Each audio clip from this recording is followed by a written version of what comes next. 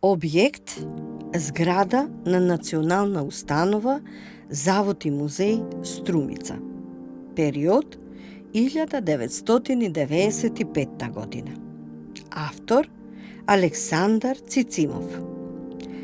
Материјал и техника – класична тврда градба од тула и малтер.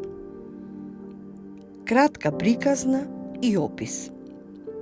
Зградата на Националната установа Завод и музеј во Струмица располага со постојана музејска поставка и преку експонатите од археолошката, историска и етнолошка збирка, одблиску ни сведочи за животот на овие простори од праисторијата па се до средината на 20-тиот век. Зградата на установата се состои од подрум, приземје и кат.